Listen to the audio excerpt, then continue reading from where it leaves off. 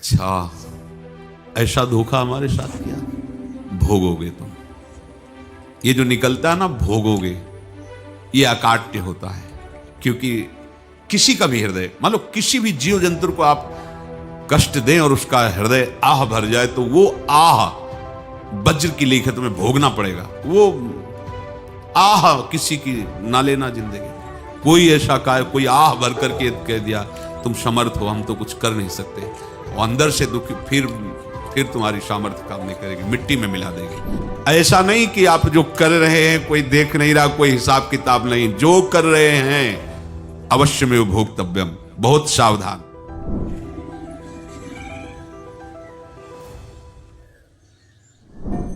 जीव स्वयं नित्य निरंतर कर्मों के जाल को रच रहा है और अपने आप को बांध रहा है। आपको मुक्त होना है, बंधना नहीं है। जीव का जन्म कर्मों के अनुबंध से होता है, कर्मों के बंधन से होता है, और उसको अपना ऋण चुकाना होता है। कर्मानुबंध ये बहुत सूक्ष्म विषय है। जैसे आप जिस परिवार में जन्म लिए हैं, तो उस परिवार के लोगों से आपका ऋण है, इसलिए उसी परिवार में आप आए हैं। और ऋणानुबंध, उसको बिना चुकाए या बिना वसूल किए आप वहां से जाएंगे नहीं। आपको लेना है तो वसूल करना है, और देना है तो चुकाना है। ये पूर्व के जन्मों से निश्चित किया गया है। जैसे किसी के यहां पुत्र हुआ, जन्म से ही पैसा खर्चा शुरू हुआ, जो बड़ा हुआ तो उद्दंडता के द्वारा मार पूरे परिवार को क्लेश पर क्लेश देता चला जा रहा है। ये तुम्हारे कर्म का फल है। या ऐसे शक्तिहीन बुद्धिहीन ऐसे पागल पूरे जीवन सेवा करो, तुमसे अपना हिसाब चुकाने के लिए वो आया है। अब परिवार के जो सदस्य जुड़े आके, मतलब पत्नी, आते ही पूरी हृदय में आनंद, परिवार में आनंद, और जीवन भर वो आनंद ही सुख देने के लिए उसका जन्म हुआ। वो अपना ऋणानुबंध मुक्त, और आते ही भयंकर क्लेश खड़ा कर दिया, बीच में दीवाल और झगड़ा वैसा, फिर अतरे दिन मारपीट शुरू, कलह अशांति, पूरा जीवन नर्क हिसाब करने आए। यहां ऋण चुकाए बिना कोई जा नहीं सकता, ऋण चुकाना पड़ेगा। किसी का ऋण वसूल करना है तो किसी को ऋण चुकाना है, दोनों काम करने होते हैं। अनेक जन्मों में अनेक लोगों के साथ हमने जो बर्ताव किए हैं, अच्छे या बुरे, वो होंगे। अब किसी आदमी को हम जानते नहीं, अचानक मिला, अचानक टक्कर लगा और मार पीट गाली गुप्ता सब कर दिया, चुपचाप सह लो। क्यों? ये आपका हिसाब है, पूर्व का हिसाब। हमारा उससे कोई द्वेष नहीं, कोई संकल्प नहीं। अचानक घटना घटी और हमसे द्वेष करने लगा, हमें पीटने लगा, हमें गालियां दे, ये हिसाब है, चुपचाप सह जाओ। अपने घर का भाई ही भारी दुश्मन बन गया और क्लेश, हिसाब है। एक प्रभुदत्त ब्रह्मचारी जी की वाणी में पढ़ा था, एक महात्मा जी भ्रमण करते थे, तो उस समय असरफियां चलती थी, मोहरे असरफियां, तो उनको भेंट में देते लोग। तो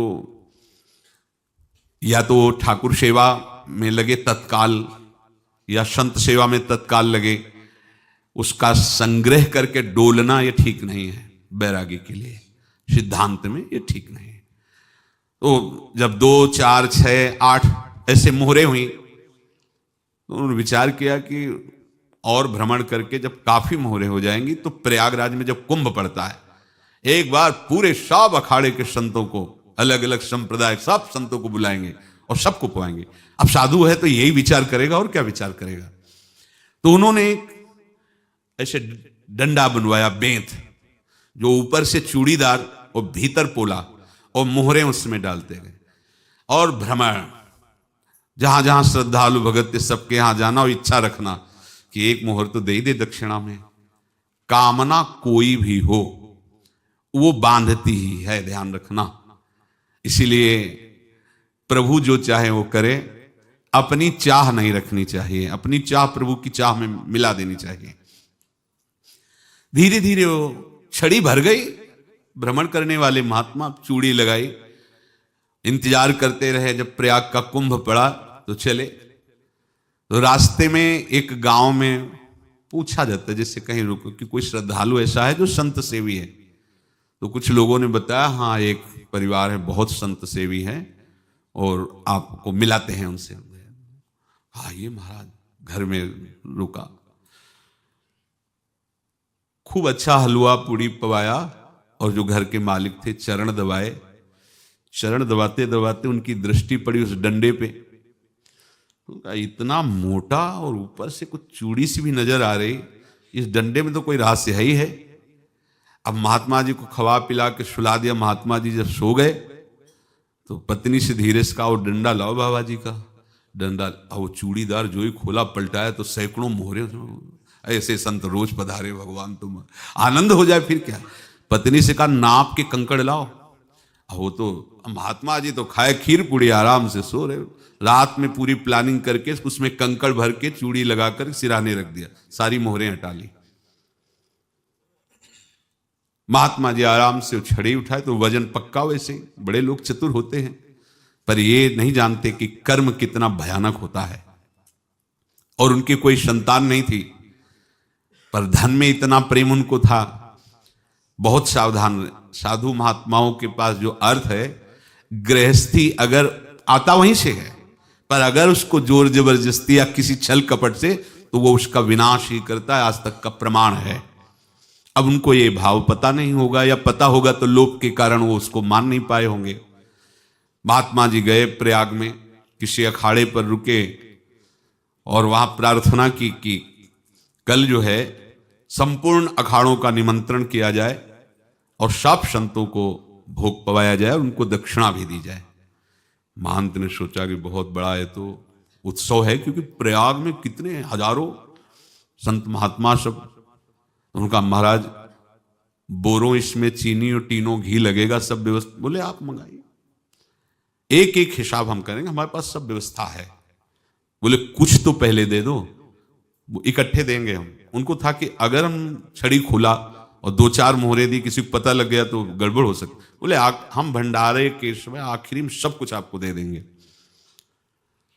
ठीक है। वो अपने पास से पैसे लगाकर खूब जितना सामग्री सब लाए, लाखों की, और सब संतों को निमंत्रण कर दिया।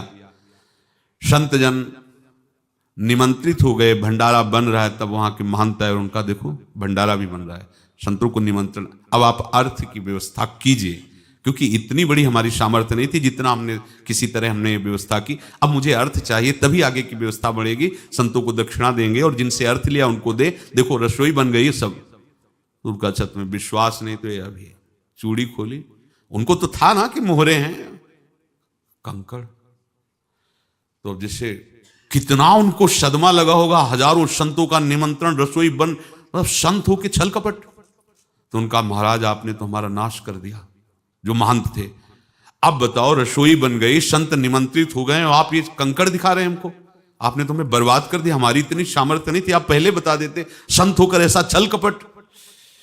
अब वो बोले तो क्या बोले, क्योंकि उनको पता था कि मोहरे हैं इसमें।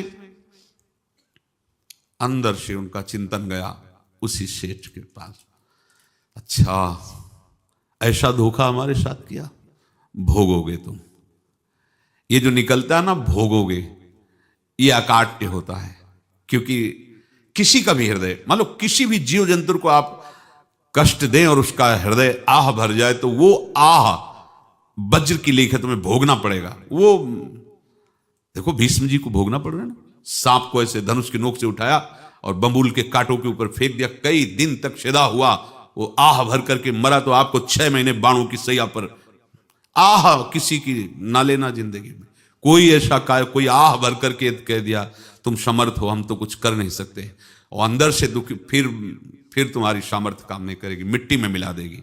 फिर ये तो संत थे और भगवत आराधना के लिए, संत आराधना के लिए ही ऐसा किए हुए थे। अब इनका कैसे मुंह दिखाएं, अब क्या करें।